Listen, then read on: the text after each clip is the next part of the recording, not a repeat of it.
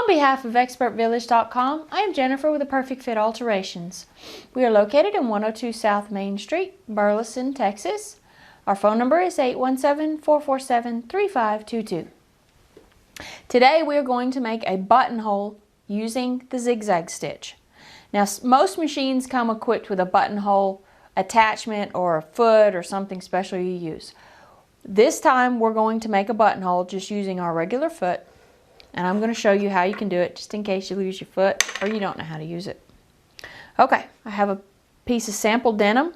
Now when you're making a buttonhole, you want to use a tearaway interfacing that goes on the back of where you're making the buttonhole.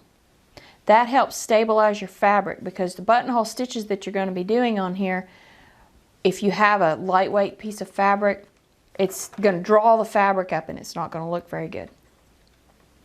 Alright, we have chosen a pretty good sized button you might use on the front of a pair of pants or on a dress or something of that nature.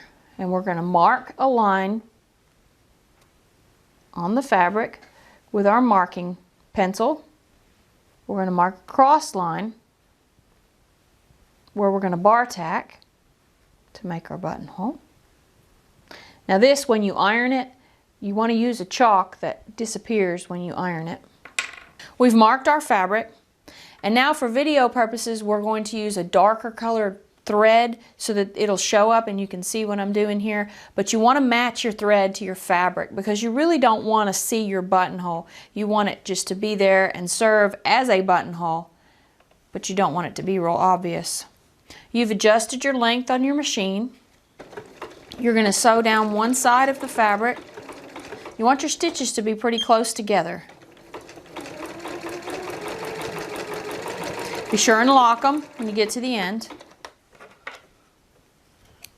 And you want to sew as straight as possible along your line here.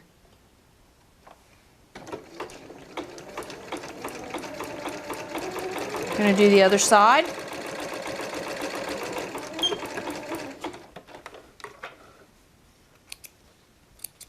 Now on the ends we're going to use a bar tack. So you position your presser foot, you're going to drop your feed dogs, which are at the back of your machine, and you're going to change your zigzag stitch to a very wide stitch. You're going to go back and forth on the end of the buttonhole. And you're going to go to the other end of the buttonhole. Go back and forth on the other end.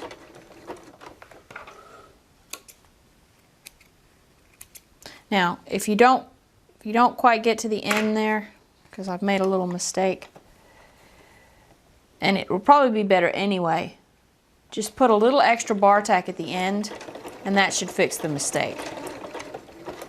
Because there's going to be a lot of stress on the end of the buttonholes anyway, because once we've opened them.